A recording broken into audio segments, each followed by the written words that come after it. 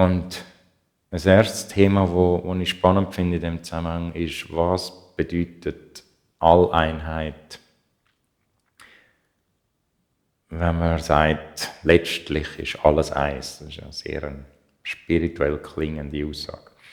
Was bedeutet das und was ist das richtige Verständnis von dem? Und das finde ich, kann man anhand von der Traumanalogie sehr gut veranschaulichen.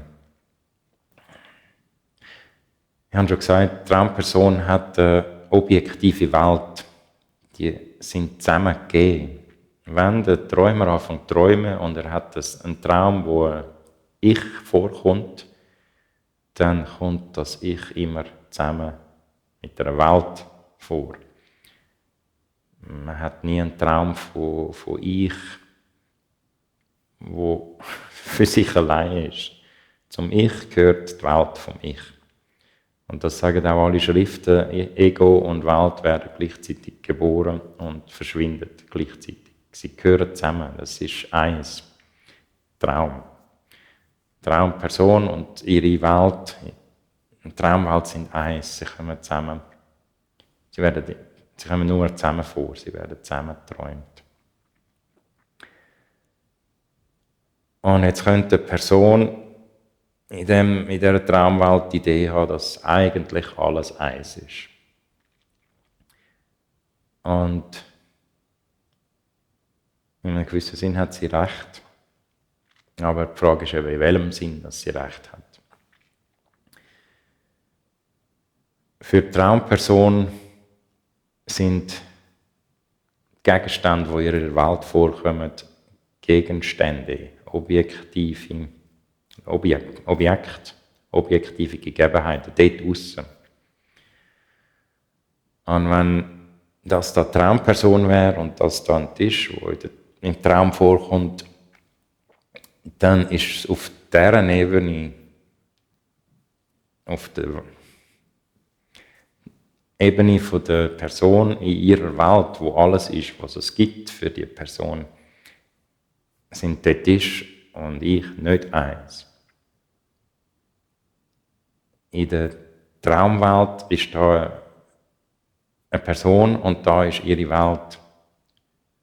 Und wenn wir da reinsteigen und die Person als Ich nehmen und die Welt von dieser Person als alles, was es gibt, und auf dieser Ebene schauen, dann ist die Person und der Tisch nicht eins und unvereinbar. Sie sind getrenntes. Da ist ich, da ist der Tisch. Und jetzt können wir alles ist eins so verstehen, dass man sagt, der Tisch und ich sind eigentlich eins. Und wenn man das versucht zu verwirklichen, dann wird es zerstörerisch. Ich kann das da und das da nur zu einem machen, indem wir beides durch den Fleischwolf lassen. Und damit ist beides nicht mehr rum. Beides ist zerstört. Also in der Traumwelt, was eben die ganze Welt ist für die Traumperson, das ist ein wichtiger Punkt. In dieser Welt, wo alles ist, was ist für die Traumperson, sind Objekte und die Traumperson nicht eins und unvereinbar.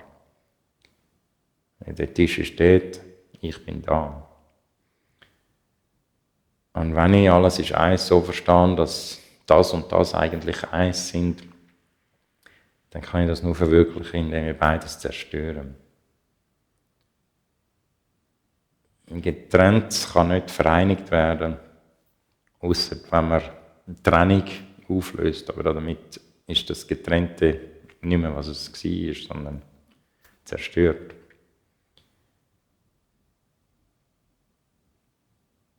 Also, eben, es gibt auch in der Esoterik viel Versuche, dass man versucht, eins zu werden mit irgendeinem Gegenstand, der objektiv vorliegt.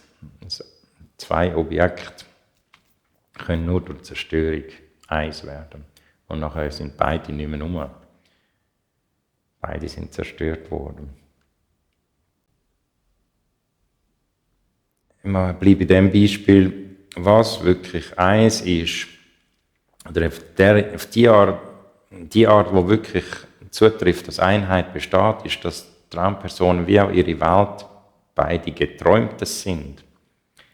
Insofern sind sie eins. Aber Person im Traum und irgendein Tisch im Traum sind nicht eins und können nicht vereint werden. Sie sind zweierlei und bleiben zweierlei. Und eben der einzige Versuch, den man überhaupt machen kann, die beiden zu vereinen, ist, dass man es vermanscht und damit beide zerstört. Im Versuch, sie zu einem zu machen, werden beide zerstört. Und das wird häufig, es gibt sehr viel so Ansätze in den sogenannten spirituellen Kreisen. Und eben die Art, wie sie wirklich eins sind, ist, dass sie beides Geträumtes sind. Aber das ist ihnen auf deren Ebene nicht zugänglich. Aber indem sie Geträumte sind, ist alles eins. Alles ist der eine Traum. Und übertragen auf Sein ist der Tisch, wie auch ich, reines Bewusstsein und nichts anderes als reines Bewusstsein. Und auch das sind wir eins. Aber als das da und das da sind wir nicht eins und können nicht eins werden oder gemacht werden.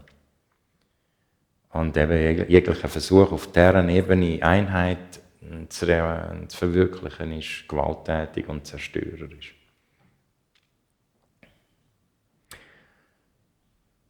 Und wir können ein anderes Beispiel nehmen. Nehmen wir an, die Traumperson verliebt sich unsterblich in eine andere Traumperson und sie streben die Vereinigung an. Als die eine Person und die andere Person können sie nicht Einheit erfahren. Und auch das wird mannigfach versucht, dass man versucht, auf dieser Ebene von ich bin da, du bist dort und jetzt probieren wir das dort und das da zu einem zu machen. Das gelingt nicht und endet entweder in Gewalttätigkeit oder in Enttäuschung, weil es nicht auf der nicht die richtige Ebene ist für Einheit. Der Traum besteht aus Verschiedenem und das Verschiedene ist getrennt. Und das Verschiedene kann man nicht vereinigen. Und man muss es auch nicht vereinigen, weil es ist eins. Aber nur als Geträumtes, nicht als das Verschiedene im Traum inne.